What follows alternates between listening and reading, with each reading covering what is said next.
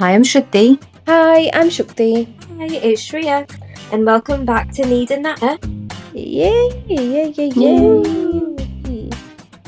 Okay, cool. So today we're not going to do a catch-up. We're just going to get straight into it because the girls have got loads to talk about. So just to recap, we're doing part 2 of the Aarushi Talwar case, which isn't just Aarushi Talwar's case, it is also Himraj's case as well. But that's usually what it's referred to, so hence why I've used that. The Noida double murders.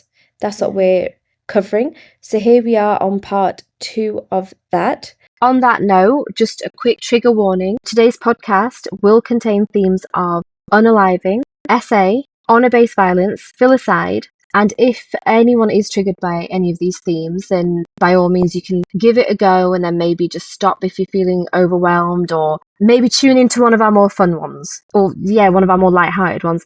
Also, we're going to be showing anybody who's watching the video version of this on YouTube or even on Spotify, we are going to be showing an animated recreation of the crime scene. So if you don't want to see anything like that, then just listen to us if you don't want to see the visuals. But if you are okay with the visuals, then watch the whole thing. Once again, if anyone's triggered by any of these themes, then it's your call if you want to tune into this one or not.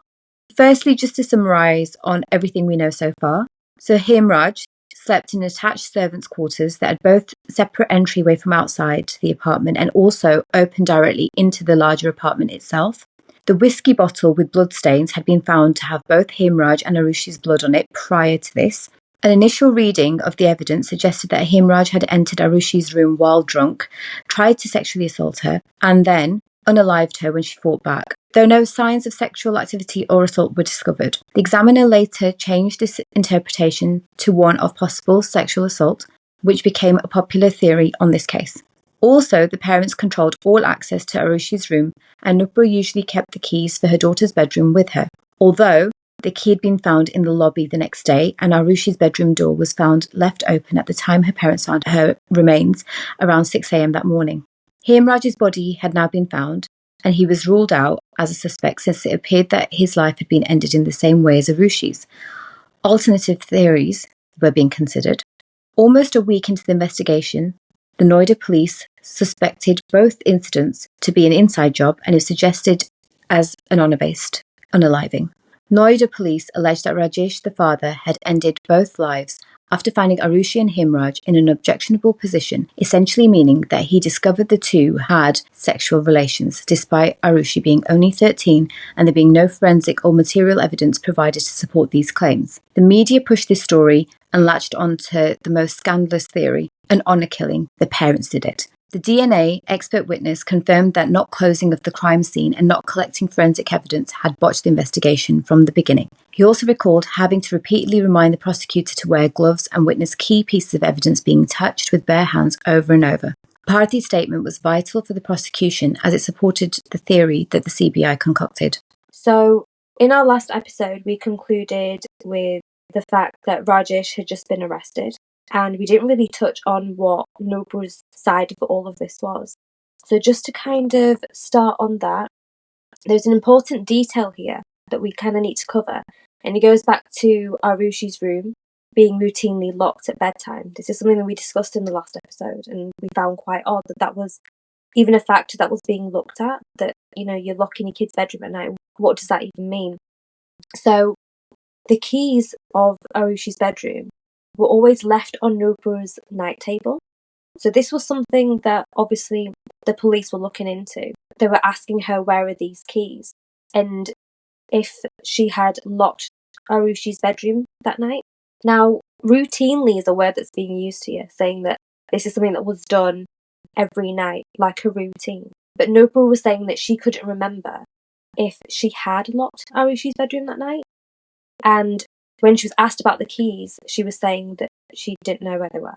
So this is quite odd because, again, it's something that's routinely done. And these are like your house keys. There's usually, everyone has a place that they put their house keys, right? Or like their internal house keys, whatever. You always have somewhere that you put them. And again, it's known that Nupur keeps them on her night table. So how are they just lying about? Again, it's just a key detail here. So after police have attended, and Hemorrhage has not been found yet. There was something that happened just before that, and it relates to the remaining keys. So the following day, both the keys to the flat and to the terrace were found on Hemorrhage's bed. Just a key detail here as well, when police were looking at Hemorrhage's room, is that they saw that he hadn't eaten his food, that was still left out, and the bed had not been slept in either. And this is the night before Arushi's body was found, so it's literally been left like that. It's not been touched. That's a key detail because it just kind of shows the timeline of what we're looking at here. So Hemorrhage obviously has not, well, there's no signs that he's gone back to his room during this time, during when his life has been ended. And both of the lives supposed to have ended around the same time, between 12 and 1 a.m. is what we're looking at. Now, the keys to Arushi's room, these were found in the living room as opposed to Nobu's night table, which again is odd. We know what were they doing there. And there were no other set of keys to the flat, although the gate to the residence had been locked from the outside. So did this mean that someone definitely had another set of keys to the property? And if so, who was this? That sounds weird, doesn't it? Like the keys being all over the shop.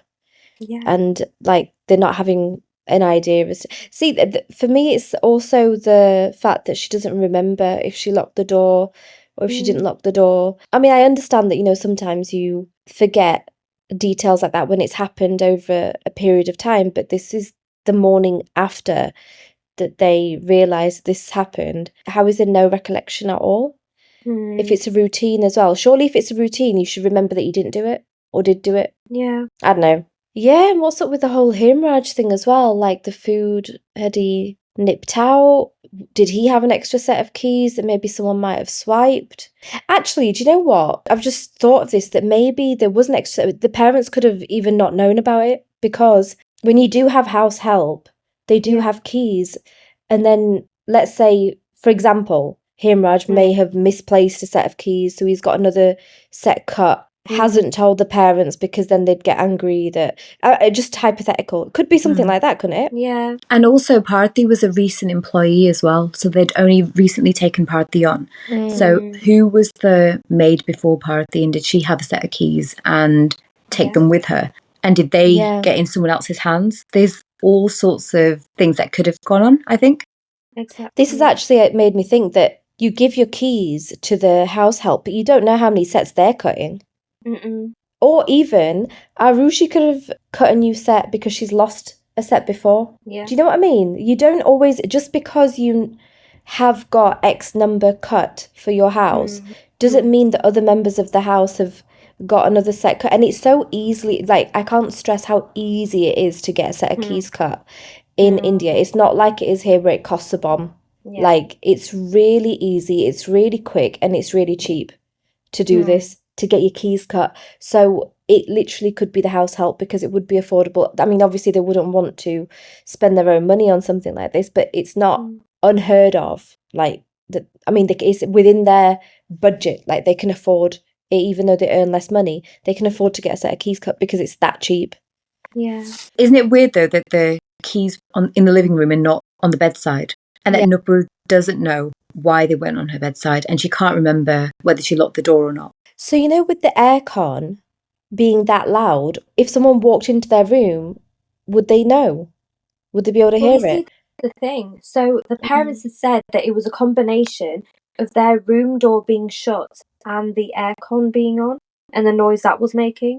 So that makes me think that if someone came into their room, it would make a noise, because their argument was that it was the door being shut that also prevented any noise coming in. And also the parents might have been awake when these events were occurring, if they are innocent, because the timing of the internet, the router access, whatever you want to call it, however they discovered that someone had been on the internet at that time, I think that activity ended at midnight and the unalivings happened straight after or around about that time. Yeah. So it's unlikely they would have been asleep, or even if you're like dropping off to sleep, if someone comes into your room, you'd know. Yeah.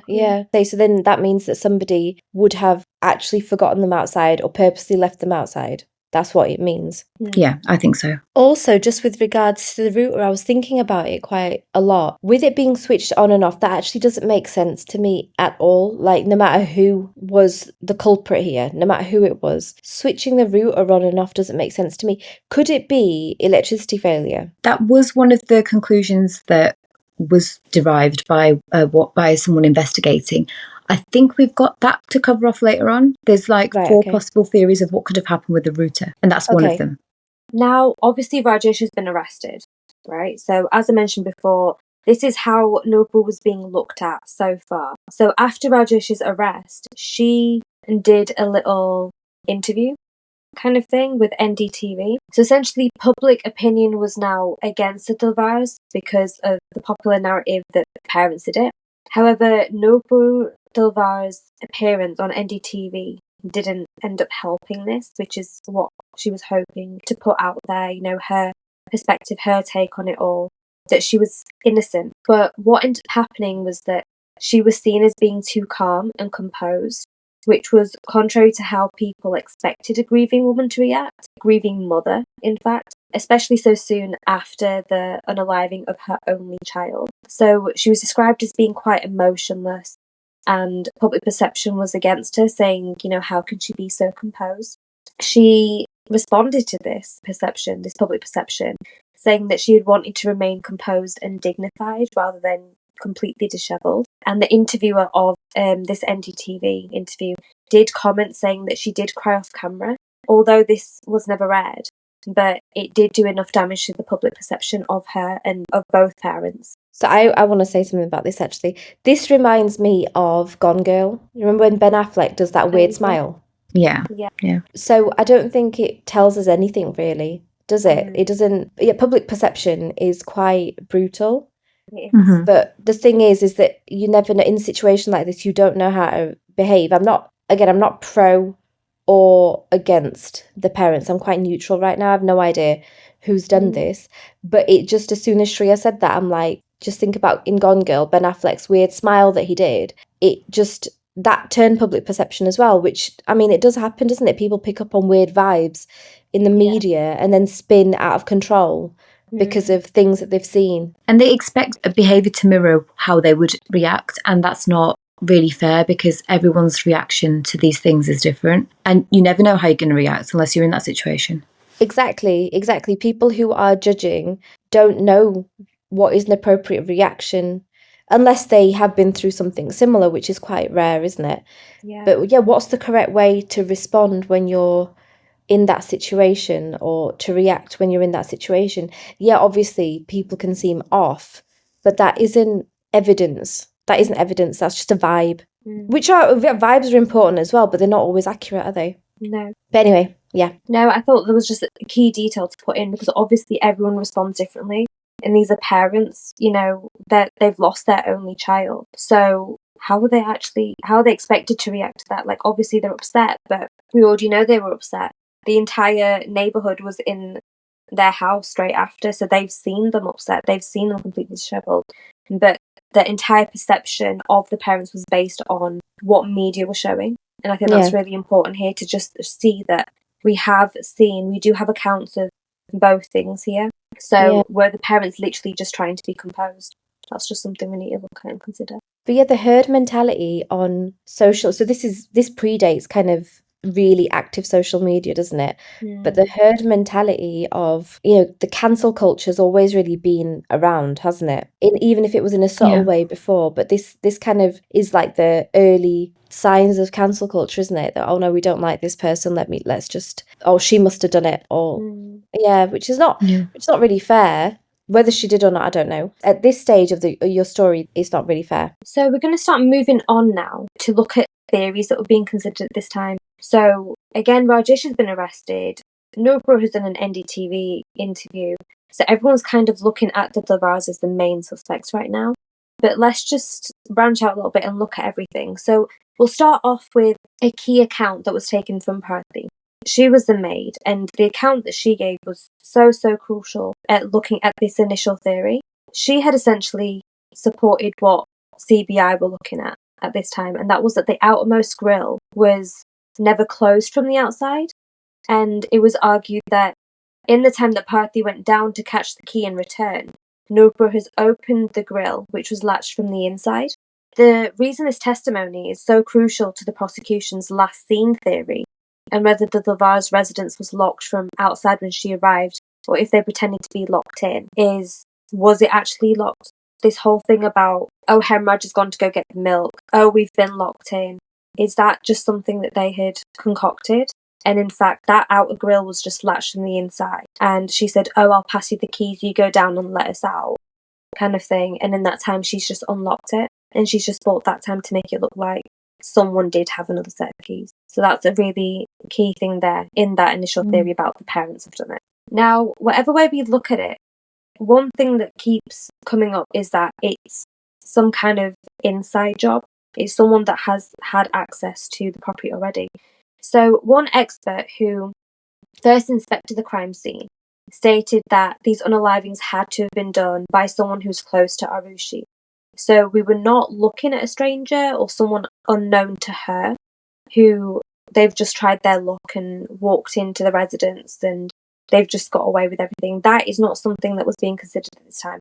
It was literally someone that the family knows, at least someone that Aarushi knows, and they have probably been to the property before because they seem to just go about it maybe knowing that the parents wouldn't hear anything, or that's not something that's being considered. It's something that it's someone that was involved with all of them. They also stated that there was evidence that Aarushi had either been essayed or that she had been sexually active, but that essentially her private parts had been penetrated, following which they had been cleaned, and because of that there was no forensic evidence linked to this happening. It was just that she had been penetrated. We don't know how, and there was nothing to link anyone to. What I find really weird at this stage, though, is that despite these guys, the Talwars, being highly educated, the dentists, they must be at least well versed with, protocol on a crime scene. The fact that they allowed people to come in, if Bharti was the one that did the cleaning, or the wet patch that you said in the last episode on Aarushi, if she was allowed to do that, she was allowed to clean up, wasn't she, Bharti, before the police got in? Yeah. How was that allowed when these guys are highly educated? It doesn't take, an Einstein to understand that you have to preserve a crime scene. That sticks out like a sore thumb for me. Yeah. You see, this is so important because there's so many accounts, there's so many people that police spoke to because they ended up being the first ones on scene rather than the police and anyone that was actually looking into investigating the matter. A lot of people said that there was actually a neighbour who I'll go on to speak about later on, specifically in relation to Hemraj being found and the whole terrace thing, but he had said that when he came over to the residence and saw what was going on, and it was essentially because there was just so much hustle and bustle going on around the residence when he came home, and he went to just go find out what happened. He realised that police hadn't been called, and he said that he found that really odd. But that essentially the dad was waiting on a couple of things, his brother and a phone call with his brother and all the rest of it. I'll go into a bit more detail about it later, but it ended up being quite a long time, and we're talking hours here, before the police actually came. And it was Bharti that was actively going out and telling neighbours to call the police, and then this neighbour was also like, why is police not here? Why have they not been called? So it was everyone's concern at that time as well. It was just the parents were not actively doing that. They were concerned about calling their family and letting them know what's happened, and it was, odd. Apparently it was because the landline was out of order, and that's why neighbours had to be involved. And that's why neighbours got involved, and that's probably why they trampled the crime scene. And the parents, their version of it was that they weren't in a position to control the influx of people because they had to get other people involved through Bharti. So this was an argument that the parents gave, and I was going to mention this later on in terms of defence and prosecution side, but this was then disputed later on because the parents did have their mobile phones and they were shown to be working. So this entire thing, this was something I was going to talk about later on, for the prosecution and defence side of things, but this was completely disputed later, this parents' argument about the landline being down, because yes, it was down, but the parents both had mobile phones and they were shown to be working, so that is something that they could use. You'd probably go more towards your mobile phone using that than your landline, but I don't know, maybe they just not comfortable using their phones, maybe that was an argument that they gave later on, perhaps, but it was completely disputed. The parents also said that they sought permission before cleaning the house, so apparently the police gave them the go-ahead before they started cleaning. But had they not started cleaning before the police got in? Not Arushi's room. What about that wet patch that you spoke about? Yeah, the wet patch was how the police discovered it, so that must have been done prior to the fact. However, everything else in the the actual crime scene itself, that was cleaned upon the police giving the go-ahead, apparently. So, I mean, it's contaminated then, isn't it? It is. Despite them being highly educated and, Yeah. again, it doesn't take a super... And, okay, yeah, this predates the true crime era, but this is common sense, isn't it? Yeah. And another thing is that if they relied on neighbours to make the phone call, fair enough, but then you'd rely on one of them or two of them. But what did you say, 15 people were in the house? There was people in the living room, and there was people in Aarushi's room, and then there was people with the parents in separate parts of the residence. So I think it was maybe around 15, but it could have been a little bit more than that as well. People were just trampling it. They were walking in and out just out of pure curiosity. Yeah, so this seems really suspicious to me that they allowed people in the house, so many people, not just, oh, Bharati, go and tell so-and-so to call, and then meeting that person at the door and telling them, look, we can't let you in because we need the police to come. And I understand that in that situation, you probably aren't with it entirely. You must have lost perspective, but that many people coming in, that just seems really irresponsible. Or are they trying to cover something up? That's the thing, isn't it? Because it seems like a sure-shot way of contaminating evidence so that no matter what, if the parents, anything, DNA, whatever, is found anywhere, fingerprints, whatever, they'll just be like, oh, well, we were just wandering around and all these people wandering around. Basically, it gets rid of any sense of integrity for any evidence that the police would have taken anyway. I do want to give a little bit of cultural context to this, that it might sound weird to people that Rajesh was waiting for a call with his brother. Again, like cultural context. In India, generally, at least the people that I know, even to do the most basic tasks that involve anything like the government in any way, people do pull strings to get that to happen. So you always would call someone, if you have someone influential in your life, even a little bit, you would always call that person to get a leg up in the whatever you're doing. That doesn't tell you if they're innocent or guilty. It's just something that they do. Even to get like paperwork done, like I want to get a visa for a country. If you know somebody in the embassy, you would always make that phone call before just going through the application process, which I think here in the UK, that's not something that you just do it. It's very rare that you try and pull strings, but in India, it's very common to do that for the most basic tasks. You would try and pull strings to make it happen.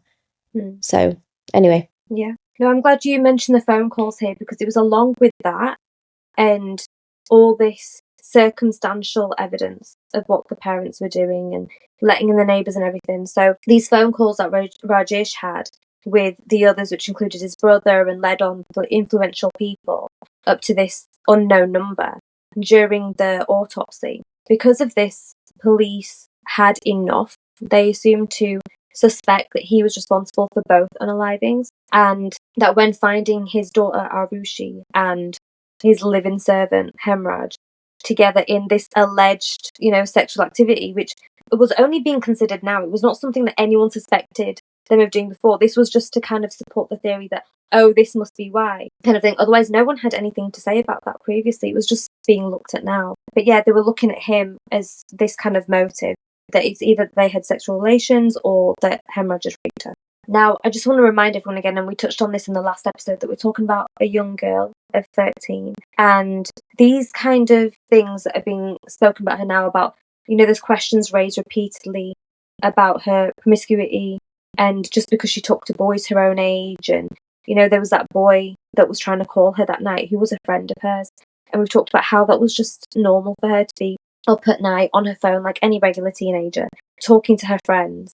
And it was this that was kind of being looked at more by everyone, that like, oh, she talks to boys and she must be promiscuous, and oh, she must be, sexually active and all the rest of it. That was now being looked at now, whereas if you speak to anyone, she was, top of her class all the time. She was a really sensitive, well-natured girl. She was very emotional. She was kind. She had a really nice group of friends. And she was doing really well in life. She was reading books apparently about, cruelty towards women that has been shown in history or in other nations. And she was getting really well versed with it all. And, she was an intelligent, bright girl with a very bright future. And her parents were looking at her potentially studying abroad in London. And she had a lot of potential. But all of a sudden, all these things were being set aside, and they were just looking at, oh, she's not good-natured. She actually, might not be as good of a girl as everyone was saying. And this is how they were looking at it to kind of push their theory. So for me, I find it a little bit weird. I don't really like to think of it, and maybe that's just me, but I think that whole thing being deliberated between her and Hemraj being an actual relation is just super bizarre. This was someone that she looked at as an uncle, and now they were looking at this just to kind of push that theory. I personally don't really like that. Yeah, that is quite disturbing that is the narrative that's been pushed. However, at the same time, I do have to say that you can be all of those things, like well-natured and bright future, and be sexually active at the same time. And I'm saying that because I'm thinking of the girls that I went to school with, and they were in top sets and whatever in year 9. She was in 9th grade, right? That's what it was said in year 9. Kids are like developing those weird hormones, and I remember some of the girls, they were, but I mean that is the UK as compared to India, but it's not that far off. Absolutely, I totally agree with that, but to me it just seems so baseless that other than this theory of it potentially being honor-based, unaliving, did they have anything else to go on about her alleged promiscuity? Like, is there anything there? Yeah, for sure. I mean, it is, in the same time when I'm saying you can be both those things, I'm also not saying that this is likely to have happened. It does seem unlikely that she was in a relationship with this man, because it's not a normal dynamic. But at the same time, it can't be ruled out just because we're uncomfortable by the thought of it. Yeah. But then at the same time, again, with it being South Asia, it's really common that if something has happened with a girl like this, and there is proof on any level that she was either R-worded or she was sexually active, it's so common that you get victim blamed. There was that MP or something in India who was like, oh yeah, of course you're going to get R-worded if you wear ripped jeans. It's just it's just really disturbing to hear some of the opinions that come out there, but it's victim blaming at its best. That it's still so common. But yeah, that's what it sounds like to me. Even in the last episode, I think I said the same thing. That it just seems like the police are playing dumb. They've botched up the investigation. Partially their fault, partially the Talwar's fault. It was a nice combination of both people that should have been responsible have botched up this case entirely, haven't they? But anyway. Now, going more into the different theories. So there was also this theory that came out that Rajesh himself had been someone who was having an extramarital affair, and when his daughter has come to know, and when she's confronted him, and then maybe Hemraj has also known about it and then blackmailed him about it, then he has ended their lives so that no one will come to know. Again, is there evidence of this? It was a theory that was put out there, but is there evidence of it? I haven't seen anything that supports that at all. Obviously, their phone calls and internet use and everything was looked into, and there was nothing to support that theory, but it was just someone that was, again, put out there to be like, oh, well, it's the parents that did it. They were just trying to find a motive, isn't it? Otherwise, there wasn't actually anything there to suggest that he was having an affair. Now, to further support this, maybe it was the parents. We've talked about their occupation being dentists. Now, there was evidence to show that the cuts to both their necks, so just to remind everyone from the last episode, both Aarushi and Hemraj's necks had been cut, and that was shown as what has ended their lives, along with, the bludgeoning of their bodies and their head and all the rest of it. There was this cut to their necks that was there, and this was said to have been done with surgical precision, and both the parents being dentists, it was said that they had the skills to do this. Now, although this was said, there was never any instrument found, a surgical instrument, something consistent with this cut to the neck. There was nothing ever found as to, okay, this is what has caused it, this is what has been used by whoever it is that's done it. There was never anything found. No murder weapon to date. No murder weapon. We'll go into, I'll talk about an alternative murder weapon later on, but there was never actually a murder weapon found. There was things that were found or considered as it could have been used, but never proved to have been used. It was, again, just they would find something and be like, oh, maybe this was used to cause this injury or this bludgeoning, but there was never any forensic evidence to link it. But I'll talk about those alternative ones a little bit later on as we go to the theories. But for this one, there was not actually any instrument found or anything discovered as actually being the weapon used. Mad. Now, of course, these allegations were in no way taken lightly by the Talwars. They fought back and they argued that the police were trying to frame them as the ones responsible and trying to cover up how badly they had handled the investigation before CBI took over. So that was their argument, that they're just being blamed so that the police can cover their own backs, and otherwise they had nothing to do with it and they were completely innocent. Now, the CBI took over the investigation for a very simple reason. Because the media had caught wind of how the investigation was going, there was matters concerning the integrity of the crime scene and evidence, and that brought into question every action that the Noida police had now taken up until this point. So this is a very serious matter. So when the public began to lose trust in the police, and that too in regard to an investigation which is so high profile, with so much attention, the CBI had to take over. So they initially exonerated the parents, and their new suspects were the Talwar's assistants, one named Krishna and another two members of help as well, called Rajkumar and Vijay. From the CBI's perspective, it was also clear that this was an inside job because there was no sign of forced entry into the property and the gate had been locked from the outside, meaning that someone with access to the property had potentially committed the crime. So the suspects, Krishna was Rajesh's dental assistant at the clinic, Vijay was a neighbour's domestic help, and Rajkumar was the Durrani's domestic help, and they all lived in the same neighbourhood. So the Durranis, just a reminder that they were the business partners of the Talwars.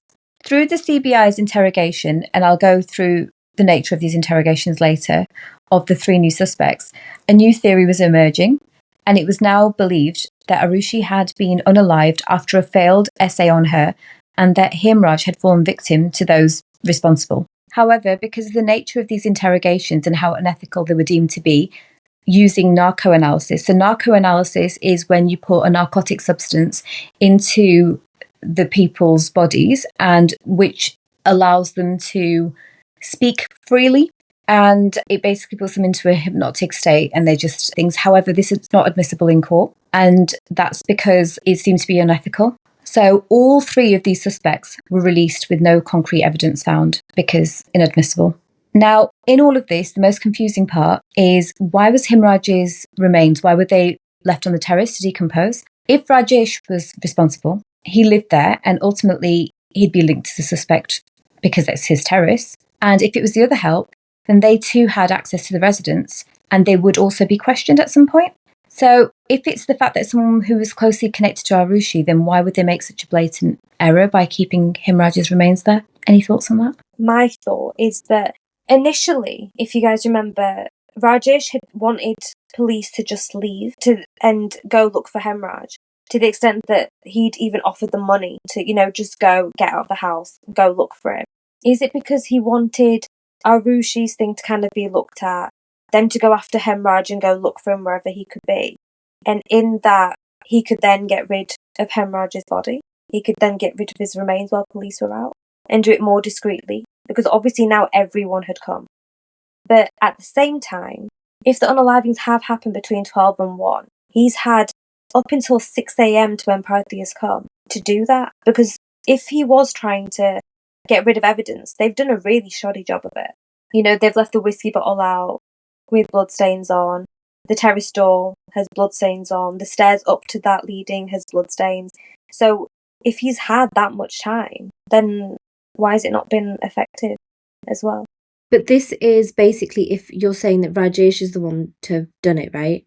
Yeah. But what if it was one of the domestic help and they're obviously not as well educated, right? So they probably aren't as well versed as the Talwars should have been about DNA evidence or leaving a blood trail. And, maybe they just don't know. And also, just correct me if I'm wrong here, Raj Kumar, who's the Durrani's help, the missus out of the Durrani's, Anita is her name, right? Yeah. She's the one that Rajesh is being accused of having an affair with. So that could be an angle as well. Yeah, very true. Potentially. That just made me think that if it's the Rani's help has access to the house, and if Anita and Rajesh are having an affair, would it be completely wild as a thought that Anita could have maybe paid off Raj Kumar to sort out the daughter to clear her path? Potentially. Yeah, potentially. Yeah. And if Aarushi is aware of the affair, and if she's like, oh, I'll out you, then that would destroy Anita's married life and her holding in society, right? So that could be something. I don't know. That just made me think when you mentioned it. But anyway. And just another thing, that Aarushi was actually best friends with the Durrani's daughter as well. So there's, it could have been that both daughters had been discussing this if this was something that was known to them. So I don't know whether the Durrani's daughter was ever asked about this, as to whether she knew anything about it, if that was an angle that they were pursuing. I've not seen anything on it. This could be something completely new, I think. We may just have uncovered something completely different. But just to touch on your first point then, obviously during Hemraj's autopsy, we've already said that he didn't have his food, that there was nothing found within his system, alcohol-wise or anything, to suggest that he'd been drinking, or even from that whiskey bottle. There was nothing there. There was nothing in his system, basically. But there was, through these narco tests that were done, what was essentially said in that is that there had been some kind of party between the suspects and Hemraj at that residence. And it was during this that maybe they had been drinking, and this whole thing about going over to try and essay Aarushi came about, potentially. So, again, this is not evidence. It was not admissible in court, so I'm not going to go too much into it. But from their accounts, under narcotic influence, this is kind of what came, and this is what was being supported for this theory of these three being the suspects instead, is that they were all in some way involved in coming in and out of the residence for this party, drinking together, and then this whole essaying Aarushi coming about through it as well, which then Hemraj was not supporting. He was kind of getting in the way of it, and to take the rap for it, for Arushi's unaliving, he was then also unalived. So all of them had access, they were all in the house that night? According to their accounts under narcotics, they had access to the residence and were in some way involved in this alleged party. Although there's no actual evidence of this happening, it's just based on their accounts. There wasn't. Some of them had alibis as well. I think one of them, and I can't remember which one, so Shreeya, you might have to correct me on this one. One of them was actually found to have been in Nepal at the time. That's another thing. All three of these are Nepalese, along with Hemraj as well. They're all of Nepalese descent. So one of them wasn't even in the city, even though under the narco analysis, they kind of implicated themselves in the crime. They did all have some form of alibi, not all watertight. There was nothing that placed them concretely in this premises on that night. Absolutely. And another thing I want to mention here is them coming in and out of the residence and all this kind of stuff that was, said by them under the influence of narcotics. Again, I just want to mention that there were also 2 watchmen that were outside the property. Remember, these are like flats, right? So they were, on guard and whatever, and they were around the property, and they have not seen anyone come out of the building and come back in throughout that night. The argument against this is that they were, wandering around, so maybe in the time that they've been doing laps and walking about during the night, maybe someone has slipped in and out. But from their accounts, they have not seen anyone that entire night come in and out. So it's someone being very luckily discreet throughout the whole thing, if there was. See, I live in a flat in Mumbai, right? If somebody wants to creep into the flat, not into the flat, into the building, they can do that. They just have to wait because the gates don't get locked. If the watchman isn't there at the gate and he needs to go and pee or he's dozed off, then you can just open it and come through. Some gates do get locked at night, depending on how seriously a watchman takes the job. But at least for me, the place that I've lived for the past 2 years, they didn't lock the gate. But the place that I lived before that, they did lock the gate. But having said that, the gates that guard the flats, they're not very high either. They're about 6 to 7 foot tall, which is easily jumpable by someone if they really want to get in.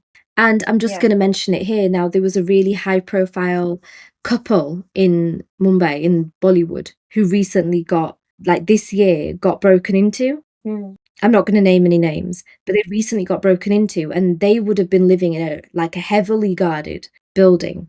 Now there's conspiracy theories about that as well, but let's just go with the fact that it did happen, because it is possible to get in. It's very possible to get in. You just have to jump a wall. I mean, people break out of prison. Why can't they get into a building, a block of flats? Very easy. It's really easy. Also, if you recall, the throats had been slit in surgical precision, apparently. So that, I mean, these three being involved doesn't quite answer how that could have been done. However, when the CBI were investigating it, they came across a type of Nepalese weapon called kukri, and that could also inflict those kind of injuries. So it is plausible that someone with access to that kind of weapon could have caused the unalivings. What does it mean exactly by surgical precision? Exactly what does that mean? Was it like a really straight line? Had it got, the correct place to, like, I don't know, end a person's life? Like, what does that mean? It's really vague. So it's not exactly clear what they meant by that, because, again, it's not based on scientific analysis of the remains. They've not said, it's surgical precision because that's what's come about scientifically. It's just a term that they used to refer to the injuries that were inflicted. I think it means the fact that it was done by a very sharp object and in a straight line. So that's what they mean by the surgical precision. So, but what they concluded was that both a surgical instrument and a kukri could have inflicted those injuries. I think what it also means is that it was done in a way that meant that it would end their lives like sure shot. Like, it's done in a way where it goes through all the necessary points in order to be like, okay, we've bludgeoned them, but just in case, and then, done that to their necks. So I think that also is what it means. And of course, there's been no kind of hesitancy shown. Like, I'm not sure how much analysis they really did on this, but I'm assuming no hesitancy was shown. It was just like one cut and that's it. So it was quite a confident one. Now, someone who's maybe doing this for the first time wouldn't have that, but dentists, which, have the skills to do this, then maybe. Or maybe, again, like Didi said, someone with access to this weapon, kukri, who might have used it before, would also do it the same way. Also, just a quick question, could it also mean, the surgical precision, could it also mean that both wounds were identical? Because if you're not a trained person, then it'd be kind of random, wouldn't it? That you're just like aiming for someone's throat randomly. The first one and the second one would be different. However, if you know what you're doing, then it would be really similar. Both wounds would be similar, I guess. Exactly. I think that was the point, because both the wounds were inflicted in exactly the same way, and that's what led to the conclusion that they were both inflicted by the same person and the same weapon as well, although that weapon was never found. Spoiler alert, it was never found. An important thing to note as well was that Aarushi was not unalived with that action. It was actually the blow to the head that unalived her, that caused a blood clot in her brain. This was done to probably make sure that the job is done completely, but it was unnecessary because the blow to the head would have ended her life. I just had another thought. Sorry, it just came to me that Krishna was the assistant of Nupur and Rajesh in their dental practice, and the Ranis, basically their assistant in the dental practice. Now, another bit of cultural context I'll give you guys is that assistant sometimes, depending on what his job portfolio was exactly, people do generally give assistants jobs that they shouldn't get. Okay, so for example, if you go to a doctor's, sometimes you might be given an injection by someone who isn't a trained professional. They've just been taught how to do it to make the doctor's or the nurse's job easier. Like they're delegating it, because obviously the population crisis that there is in India right now, there's so many people that need looking after. And if you go to a doctor's surgery, you might be given an injection for something by someone who hasn't been to medical school. They've just been taught on the job. Do you know what I mean? Could it be possible that Krishna might have been trained in certain things at the dental practice that he shouldn't have been, but he just got the training on the job? I think that's a really plausible theory, completely actually, plausible. and I don't think anyone has mentioned that before. I think that's quite spot on, to be fair, because I'm going to crack this case, guys. Yeah, absolutely. Okay, there's another theory as well. So it could be possible that it was someone completely detached from the family, someone seeking the opportunity, finding the property unsecure, the keys left around due to, a small party occurring potentially. And they've just helped themselves to a drink? Could they be the ones who accessed the liquor cabinet, took the whiskey? Maybe when Himraj brought the whiskey back, he interrupted and challenged the stranger in the act, and because of this, he was attacked and unalived.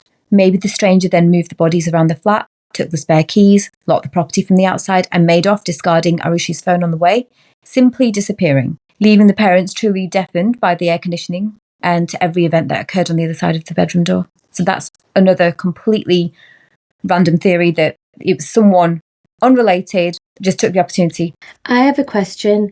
Himraj's body was obviously discovered on the terrace, and there was blood marks leading up to the terrace, which... Correct. But we don't know for sure if he was taken up and his body was disposed of over there, or if there was a struggle and he was trying to get away and someone chased him, and then... Do we know? There must have been some kind of drag marks for them to conclude that. Because then I don't understand why, if it's a random person breaking in, why would they need to stash the body if they're just going to do a runner? Yeah, that doesn't make It'd any have sense. to be someone who knows... Yeah, it'd have to be someone who knows the impact of what this, end of life means. So it'd have to be someone who is trying to frame Himraj for the end of life of Aarushi. And then maybe they were thinking of, okay, let's just hide the body here and then we'll stash it somewhere else later. That's what it sounds like. Unless Himraj, while he's getting attacked, has ran upstairs and he's tried to hide on the terrace. And then there's been something, and then he's been attacked, and then his end of life happened there. And then he was maybe dragged somewhere where, you said there was an obstruction. But then again, why would you need to stash anything if you're just going to do a runner? That part of it doesn't make sense to me. You would just leave it there and run for your life, right? Mm-hmm. Which is what usually happens if there's been a random attack or whatever. If you're randomly breaking into someone's house, it's a little unheard of, I think, from what I know, that you would stash a person's body so it's difficult to find it if you're not connected to that house in any way, right? So I just want to say here that I mentioned it in the last episode as well, that there was evidence from, the blood marks and everything that was around the residence, that Hemorrhage's body had been moved to the terrace after he had been unalived elsewhere. So it was somewhere in the flat, but I'm not sure if that's in the public domain exactly where that had happened, because there seems to have just been blood everywhere and whatever. But I don't think they've said exactly where it was, or at least I'm not aware of that. But he had then been moved up these stairs into the terrace area. The blood marks and everything, that when they've looked at that is what it is shown. So then it probably, that indicates that it's someone who knows him. Yeah. And knows what it would mean for exactly him to be in that state. So that's probably why the alternative theory of it being someone who's just stumbled into an unsecured residence probably hasn't done it. It's probably not a stranger. It will have been someone who has been to the residence before, at least, and is familiar with everyone that lives there and whatever. So just going back to these three suspects that had been arrested. We spoke about Krishna earlier, who is Rajesh's assistant. Now, Noida police, when they were still involved in it, they've searched his servant quarters, and from there they've seized what they believed to be potential evidence, which was a purple pillow cover. And this was along with the idea that he would also have an access to a kukri, which we said before was a Nepalese knife, and what was at this point believed to be a potential murder weapon. This was despite, later on CBI argued that a scalpel might have been used to cause these cuts to the neck. But like I said before as well, this was never found. And the defence opposed this claim, saying that it was in fact a kukri as well, which was also supported by the post-mortem report. Now, this pillow cover that was seized, this purple pillow cover, that was sent to CBI's Central Forensic Laboratory and to the Centre for DNA Fingerprinting and Diagnostics. In their report, which was produced on the 6th of November 2008, they recorded the presence of Hemorrhage's DNA on the purple pillow cover. And it was then suggested that Hemorrhage's blood had been on Krishna's hair, which has then left traces on the purple pillow cover. And this was, like I said, found in Krishna's premises. So that was a big thing right there. Because, yes, the whole narco test and everything was not admissible, but how was Hemorrhage's blood ended up on Krishna's hair for it to then end up on this purple pillow cover, which was in his servant quarters. That's a pretty big piece of evidence there. Yeah, also. And because of that, CBI's then arrested Krishna, but this was like a month after the unalivings, and he was then released after a closed report in December 2010, which cited insufficient evidence. Now, we'll go on to the forensic analysis and evidence integrity and all of that now, because this is essentially why there was insufficient evidence, is because of what went on. Now, I just want to let everyone know here that this investigation went on for a very long time, and you'll see that with what I now say. So, unfortunately, 3 years after this pillowcase was analysed, the investigation officer issued a request stating that a mistake had crept into the report, and the letter that he himself had submitted contained a description of exhibits which had been interchanged due to typographical error. What does that mean? It basically means, when you exhibit evidence, and there's other things that go along with that. So you give it an exhibit reference. It basically ensures that there is integrity, and every continuation from one person to the next during the investigation, whether it be for forensic analysis, that is maintained. So at all times, who is holding that exhibit and where it's going, if it's being transported elsewhere, if it's being examined by someone else. Every little bit and who's handling it is recorded. So during this actual time where it's been documented as being seized and labelled as an exhibit, there's been a typographical error, he says, on his part during this time, which has then messed up the integrity of this pillowcase being evidence. But, do we know what it was? What was the error? It was literally like a letter that was interchangeable, and that's ruined it completely. So it's kind of like, for example, if you were to give it an exhibit reference of AA/1, he's put like AB/1, something like that. So it's something as minor as that, you get that wrong, and that's it. That's enough for it to now not be admissible in court, because where's the integrity of that exhibit now? Is it, okay, you say it's typographical error, but there's no documentation for, this is 3 years after. You're now saying that there was a typographical error when it was first being documented. So where's the continuity and integrity in that? There isn't any now. That's basically why there was insufficient evidence to say that, okay, well, hemorrhage's blood has ended up on Krishna's hair, that's how it's ended up on that pillow. No, that's been thrown out of court straight away now. Oh my God. Okay. Yeah.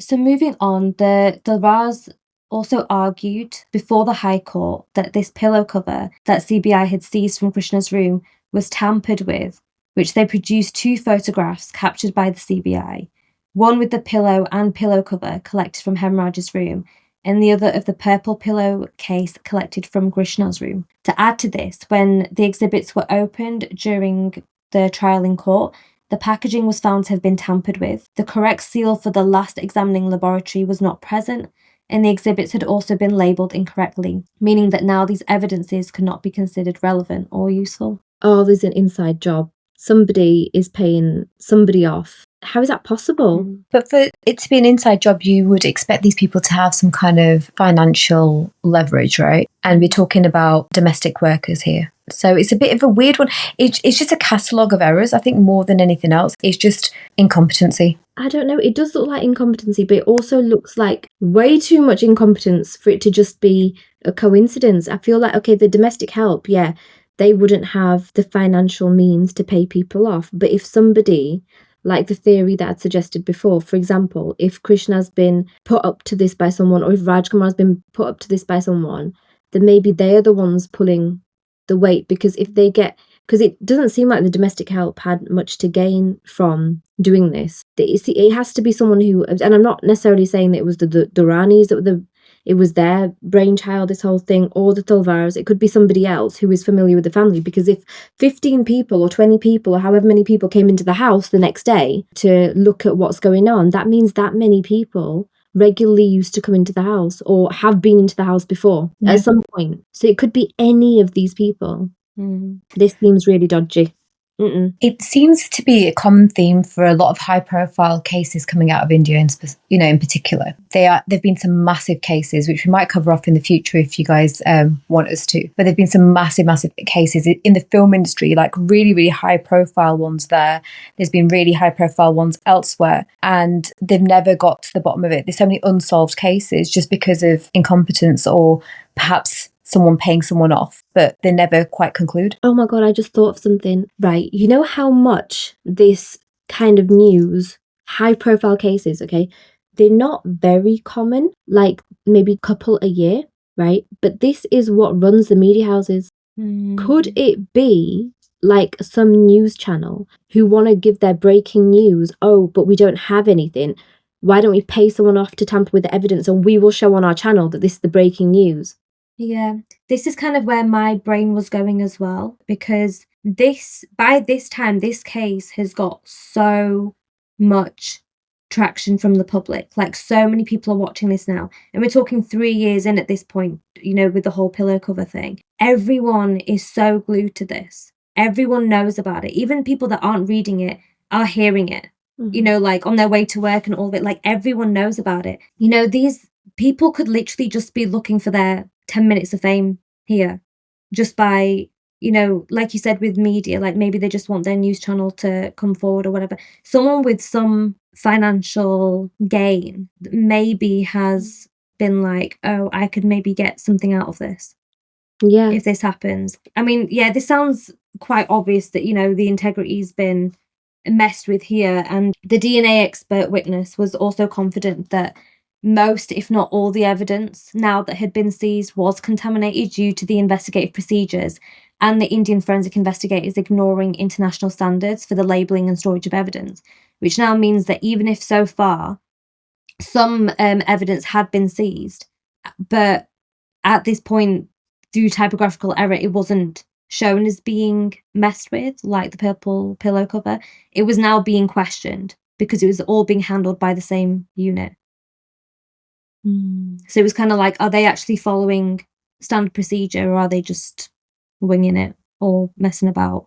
So now everything now was under question. So the defence argument, evidence was found, and this is just a recap from last time as well, that there was blood spatter on the walls of Arushi's room, but the toys on her bed and other belongings like her school bag, they were left untouched and spotless. And there was a wet patch on the bed that indicated that the bed sheets had been cleaned with water. And the prosecution argued that this suggested that someone had interfered with the crime scene. The defence argued that if the Talwars interfered and cleared up parts of the crime scene, then why would they leave the whiskey bottle out, which had the bloodstains on as well? Instead, the house help could have been responsible for doing this as well. The whitish discharge that had been found on Arushi's private parts and the wet patches on the bedsheet suggested that she had been cleaned after the fact, which also had the potential to support both the prosecution, which proposed that she had had sexual relations with the house help, as well as the defence hypothesis, which basically proposed that she may have been SA'd. Neither is supported by the post-mortem report, as no abnormality was detected or stated by the doctor, although the presence of the whitish discharge was noted. Arushi's body had already been cremated before Himraj's body had even been discovered, so this evidence could not be looked into again. As mentioned earlier, the blood that was found in the whiskey bottle was found to be both Arushi's and Himraj's blood, and that suggested that the perpetrator had had a drink at the dining table, although no clear fingerprints were recovered. There were only partial fingerprints, if at all. So, summary of the CBI's take on it all was that as the internet router was placed in Arushi's bedroom, it had been claimed that the Talwars had been awake the night the incident took place and had used the internet at 3 a.m. and 6:01 a.m. that morning, although they'd claimed to have slept through from midnight to 6 a.m. An expert opinion given by the defence lawyer was that the frequent switching on and off of the internet router could have happened for 4 reasons. 1, it could have been switched on or off manually.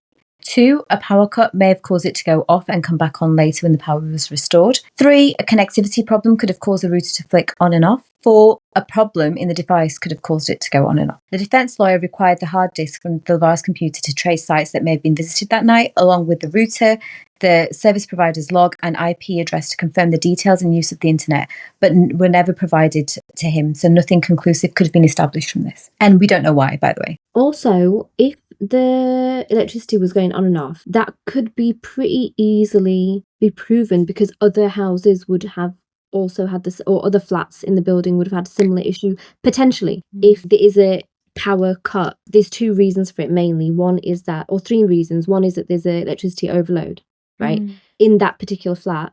Secondly, there's been a communal power cut. Or thirdly, they've not paid the bill. Therefore, it's been manually cut. But at that time of night, that probably isn't going to happen. If there was a communal power cut, then other people would have had similar situations at the same time with their router.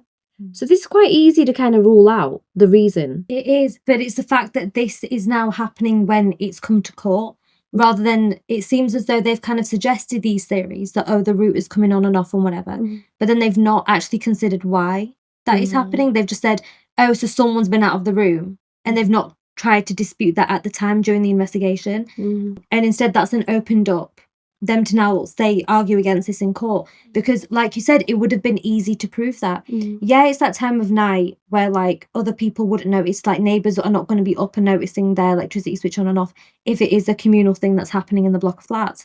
But yeah, you'd be able to find that out from other people's routers and other people's electricity. You'd be able to find that out. But it seems as though maybe they just haven't done that thoroughly. They've just gone with, okay, someone was in the room, and that's been it. So in conclusion, on the 25th of November 2013, a special CBI court with Judge Shamlal held Rajesh and Nupur Talwar guilty for the two unalivings, with the couple convicted for the unalivings, destruction of evidence, misleading the probe, and filing a wrongful first incident report, which is an FIR. The Talwars appealed against this. And on the 12th of November 2017, the High Court acquitted the Talwars of all charges while stating that the evidence presented by the CBI was not satisfactory beyond reasonable doubt. Now, going into that and going into their conclusion, do we have any opinions from you two? I am really not sure who done it. See, I personally don't think it was an honour killing. Could the parents have had another motive that we don't know of? Potentially, but with her being an only child, and on top of that, I think I remember in the memory somewhere, was she an IVF baby as well? I believe so. And also the grandparents were also very involved in her upbringing. So they lived locally and they used to also help out with like care and everything. So I don't think the parents were overburdened with the responsibility of a child. But I mean, being overburdened generally wouldn't give you motive to end the life of your child anyway. But I'm not seeing a motive from the parents at this stage. Of what I've heard. Could they have done it, and is the evidence making them look suspicious? Yeah, it is.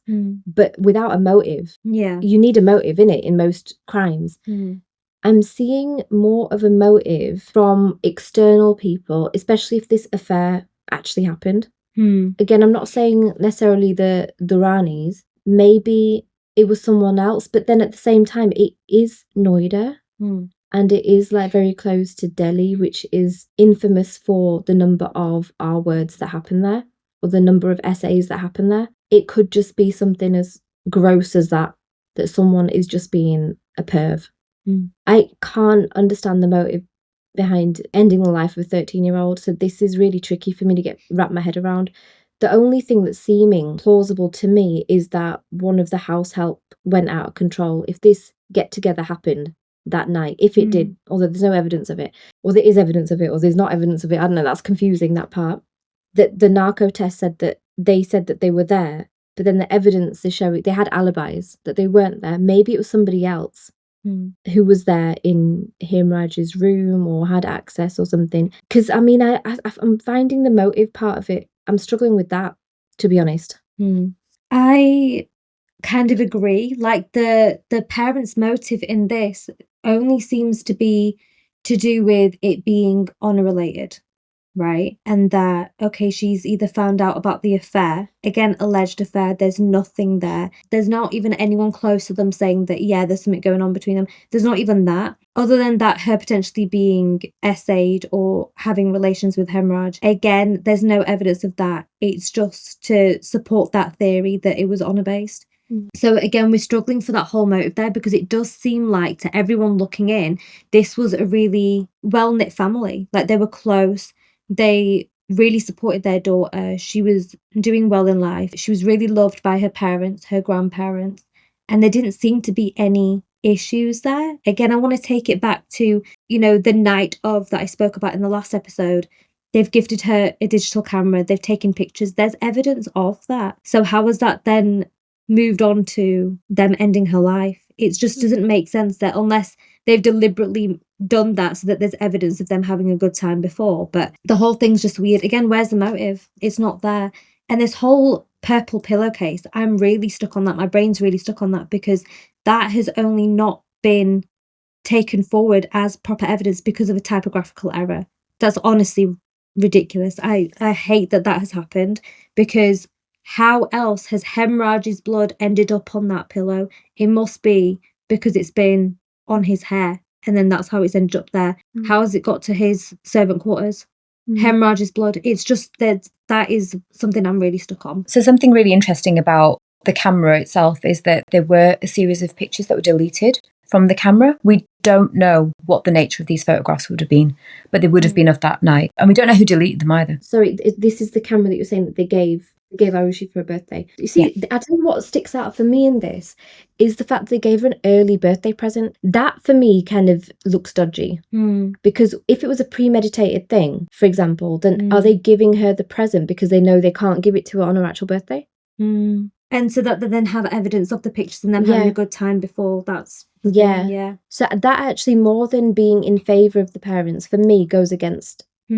Apparently, Aarushi was due to have a birthday party in the next few days. Apparently, they gave her the camera early so she could take photographs at her birthday party. But then they could have, her birthday party would have happened at whatever time. They could have given her the camera before that. Their point was that we wanted to give it to her before time, and that's why she had it on that day. That's the only... For sure. Evidence is one thing, then what your instinct is telling you is another thing, which obviously is not admissible in court. So I'm just saying what my instinct is telling me, that seems shady. Also, with it being a Thursday, I believe, the 15th of May night was a Thursday going on to the Friday morning. That's when the incident has happened. Why would you give a gift to your daughter midweek if it's an early birthday present? Surely you'd wait for the Friday night, or for example, her birthday party was going to be on the Saturday. I don't know when it was going to be, but let's say it was going to be on the Saturday. Then would you not give it on Friday night? Or would you not give it on Saturday morning? Why would you give it on a Thursday night? That seems really random. There might be nothing to it, but this seems a bit shady to me. It's also that pictures are taken straight away as soon as they've gifted it. If that's in her excitement and she's kind of prompted that, let me start taking pictures and whatever, then fair dues. But we don't actually know if it was prompted by her or if they've been go on, try it out. Because again, if it was premeditated, maybe they did do that. But again, at the same time, my gut is telling me that a couple who is highly educated have conceived this baby through difficulty because they've clearly paid a lot of money for IVF and gone through that whole process. God knows how many tries that there were before they actually conceived. That's a lot of effort to have a baby, and then at the age of 13 to end her life over honour doesn't seem like something that would happen. I can't see it happening. If it was, for example, we were talking about how the background of some of the cops that were there, they had a different viewpoint of how a child should be. If they were to do it, I wouldn't be that surprised. But with it, people coming from the educated sector of society, that seems weird to me for it to be about honour. Would they want to hide the fact that she was SA'd, or that she was sexually active, or that she was R-worded? Yeah, probably, despite being educated. Because even in the UK, South Asian families who have daughters that have gone through something like that would like to hide it from the media just to keep the pureness of their daughter. But just again on that, even if they it wasn't because of that, it could have also just be because as a parent they don't really want to acknowledge that as a thing that's happened to their daughter. And so they don't want to put it out there because they themselves, no one's going to be comfortable with that idea that that's what their daughter has gone through potentially. So it might just be they don't want to even consider it. They just don't want it to go out there because then they have to keep hearing it as well. Yeah. Okay. So just moving on to the outcome. So basically what the prosecution had presented was that the weapon that was used to, on the heads of both the victims, that could have been golf clubs. Now, Mr. Talwar was an amateur golfer and there was one golf club missing. However, when that was subsequently found, There was no DNA evidence. There was no evidence basically linking a golf club to the act. So on that basis, they couldn't really pin it on them. The court declared that there was no material evidence, forensic or otherwise, that implicate the parents' involvement, and the circumstantial evidence could not conclude that the Talwars committed the unalivings. For a conviction, the prosecution would have had to convince the judge that beyond reasonable doubt there was no possibility of a third party entering the flat in between the times that the parents and victims were seen together and the next morning when Aarushi's remains were found. Also, a clear motive would have been required to be proven against the parents to explain why they unalived their daughter, as you just said. The faulty investigation, media and public attention caused more than enough pressure, which resulted in a conviction that the Talwars were responsible. The involvement of the CBI was not particularly helpful, as there were two teams provided that investigated, both of which contradicted each other's findings,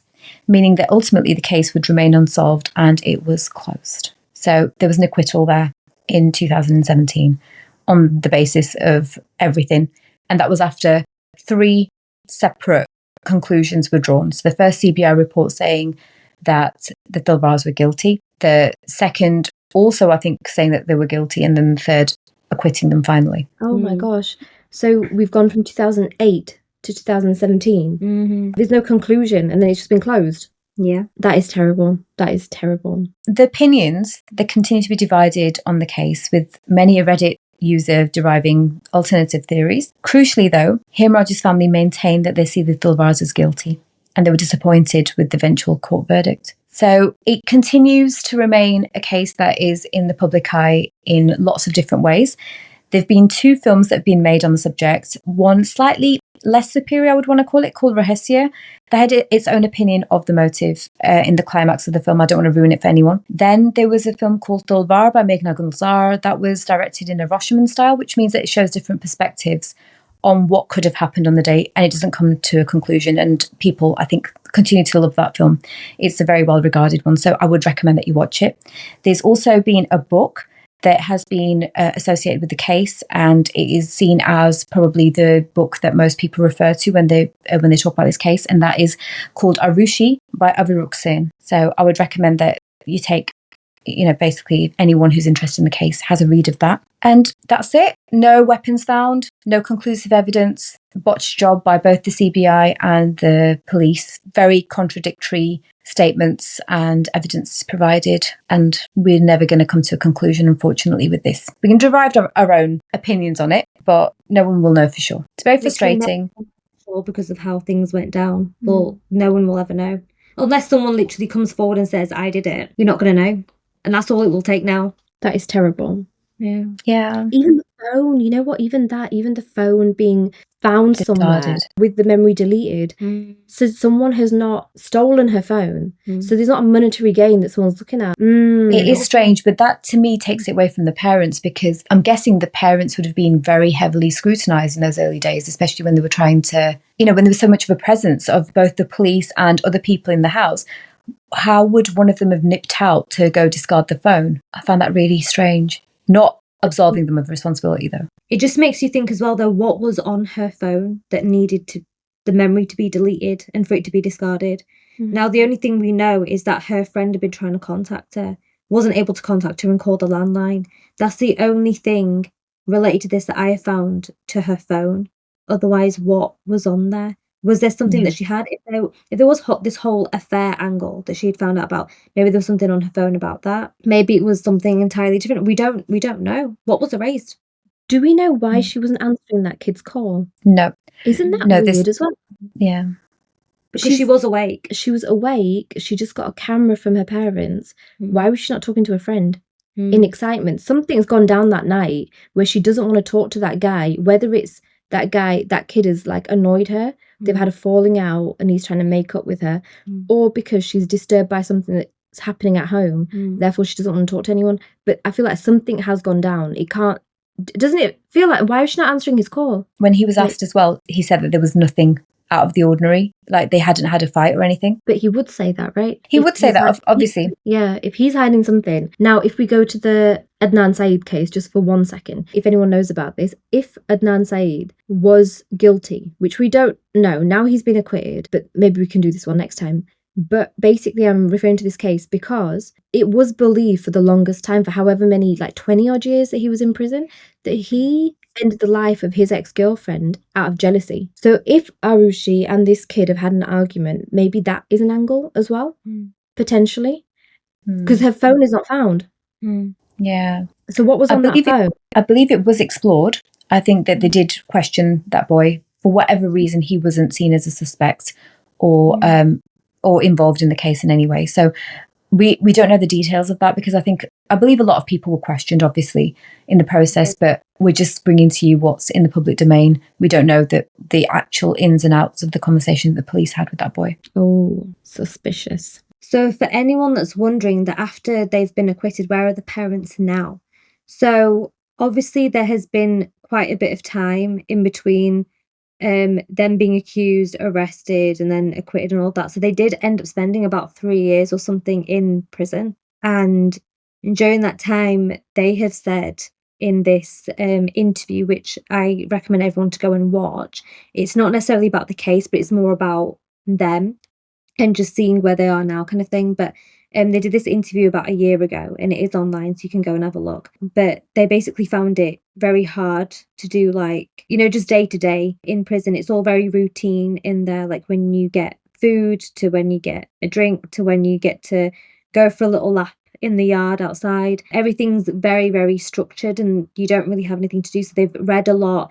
They had quite a few visitors from people that kind of empathise with them as parents and their loss of their only child, and they kind of grew spiritually and stuff. So that's kind of what they're doing now after they were acquitted and they were released, kind of taking a more spiritual perspective on life. And they do a lot of like community work now, and every year on Arushi's birthday they do like a kirtan and a langar and stuff, which is basically like people get together and they kind of just pray and send out good vibes, and then they eat together. So that's kind of where they are now. They're just going on this journey. The dad, Rajesh, he's written a lot of poetry during his time in prison and after, about, I think, he's just kind of his way of reflecting on what's happened and coping and stuff. So yeah, if anyone wants to go have a look at that, that's where they are. That's what they're doing. And they're just trying to do what we call seva, like just charity work and community work, and trying to still find something to do in life so that they can move on. See, if they done it, then no matter how much service they do for society, ain't nothing gonna eradicate them of that burden. But if they haven't done it, gosh, that is, wouldn't wish that on anyone. That is the worst thing. Yeah. How you can't ever escape that. No. That mental state, what that must have done for their mental health if they're innocent, is awful. But on that note, shall we wrap this one up now? Oh, you two, well done on your first deep dive true crime case. Woo woo! That was really intense. I found that really intense. So well done to both of you. But guys, if you like this kind of content from us, kindly please like, comment, subscribe, share. Hashtag Natter back. Yes. Natter back to us. Natter back, guys. Natter back. So please like, comment, subscribe, share. Let us know if there's any other cases that you want us to cover, or any other topic that you want us to cover. Let us know what else there is in your interest, and we will try and natter about it. We can pretty much natter about anything. We don't need to try. Yeah. It happens naturally. We can't help ourselves. Anything at all. So, signing off. Bye. Bye. Over and out.